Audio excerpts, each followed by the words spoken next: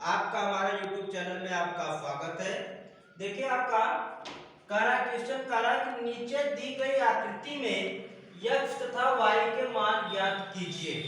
कह रहा है आपका नीचे दी गई आकृति में x तथा y के मान ज्ञात कीजिए। देखिए ऐसे सवाल हमने एक आपको पढ़ा चुके हैं और बहुत सरल है, बहुत सरल है। आपको ऐसे सवाल हमने आपको एक बार बता चुका हूँ।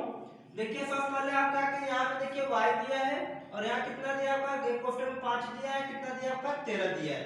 तो आप देखिए सीधा y 5 पर 13 कर दे, जितना आएगा y का मान निकल आएगा।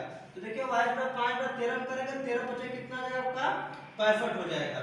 ठीक है, यानी y का मान कितना आ गया आपका 65 आ गया। अब देखिए हमें x का भी मान निकालना, तो देखिए x से दो संख्याएं विभाजित, एक आपका 3 है, एक ब्रैकेट में 195 है, तो x 3 का गुणा 195 में कर दो।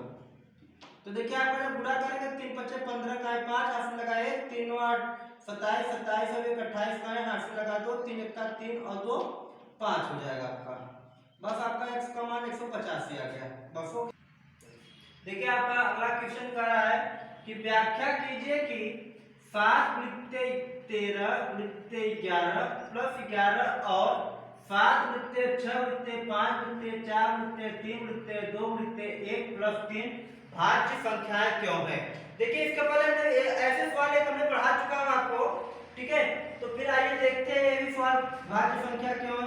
अगर हमारी पूरी पूरी विभाजित हो जाती है तो हमारी भाज्य संख्या होगी, अगर नहीं विभाजित होगी तो हमारी भाज्य संख्या नहीं होगी। ठीक है, तो आपका देखिए सवाल दिया आपका 7 वृत्ते 11 वृत्ते 13 प्लस आपका क्या दिया आपका 11 दिया है। आप क्या कर दीजिए, देखिए दोनों में क्या 11 कॉमन हो जाएगा आपका। 11 जब कॉमन कर लेंगे तो बचेगा कितना 7 वृत्ते 13 प्लस 1 बचेगा। 11 जगह 13 से 91, 91 में 1 जोड़ेंगे कितना हो जाएगा आपका 92 हो जाएगा। अब आप गुणा कर दीजिए, 11 गुणा 2 में करेंगे 11 दूना 22 हो जाएगा, 22 का 2 हासिल लगा 2 हो जाएगा। फिर उसके बाद 11 9 99, 99 में 2 जोड़ेंगे तो हमारा आ जाएगा आपका 101 आ जाएगा। ठीक लिख देंगे तो यह भाज्य संख्या है। क्यों भाज्य संख्या है, क्योंकि यह पूरी पूरी संख्या क्या हो जाएगी विभाजित हो जाएगी। ठीक है, लिख देंगे यह भाज्य संख्या है। इसी प्रकार आपका दिया है 7 वृत्ते 6 वृत्ते 5 वृत्ते 4 वृत्ते 3 वृत्ते 2 वृत्ते प्लस आपका 3 दिया है। अब इन दोनों में से आप क्या कर लीजिए 3 कॉमन कर लीजिए। ठीक है, तो जब 3 कॉमन कर लेंगे तुम्हारा बचेगा 7 वृत्ते 6 वृत्ते 5 वृत्ते 4 वृत्ते 2 वृत्ते 1 प्लस आपका 1 बच जाएगा। अब आप गुणा कर दीजिए, देखिए 2 का ब्रैकेट में करेंगे 2 का 2 हो जाएगा, 2 चौके 8 हो जाएगा, 8 पंचे 40 हो जाएगा, 40 में 6 में करेंगे तो हमारा 4 से 240 आ जाएगा। 240 प्लस 7 में कर दो, तो जब 240 प्लस 7 में करेंगे 7 0 0 7 चौक 28 का 8 हासिल लगा 2 7 दूनी 14 14 2 16 1680 आ जाएगा। 1680 प्लस 1 हो जाएगा। अब देखिए आपका 3 वही रहेगा, 1680 में जोड़ेंगे तो हमारा हो जाएगा 1681 हो जाएगा। 1681 जो होता है हमारा वो 41 का वर्ग बनता है, यानी आपका जाएगा 3 वृत्ते 41 वृत्ते 41 लिख सकते हैं या 16 गुणा 1681 गुणा 3 में करेंगे। देखिए ये भी हमारी संख्या क्या है पूरी पूरी विभाजित है, भाज्य है, तो लिख देंगे अतः भाज्य संख्या। सवाल पूछा क्यों है, क्योंकि यह पूरी पूरी क्या हो जाती है विभाजित हो जा रही है। ठीक है, अतः भाज्य संख्या है। बस आपका आंसर हो गया।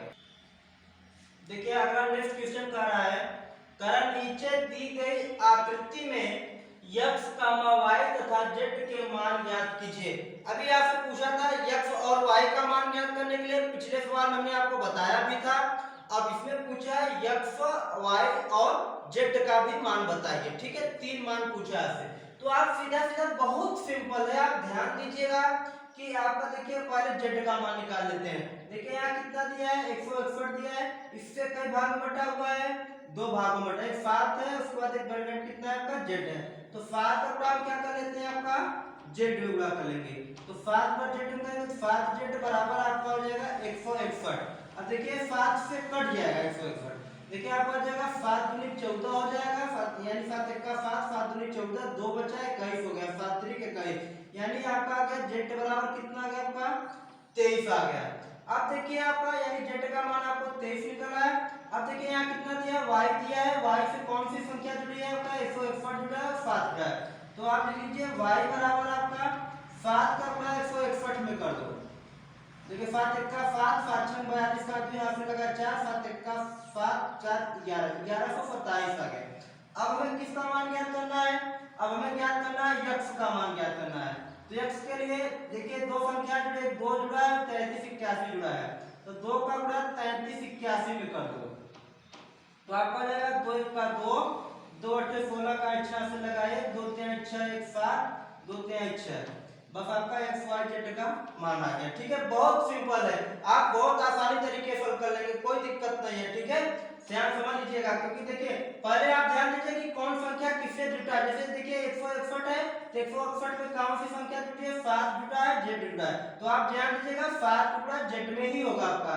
अगर y का करना चाहेंगे तो इसका गुणा इसमें होगा आपका। अगर 33 81 10 निकालेंगे तो भी आपका 3y बराबर 33 81, तो भी हमारा 1127 ही आएगा। ठीक है, और फिर x के लिए करेंगे तो इसका गुणा दोनों का आपस में ही होगा। ठीक है।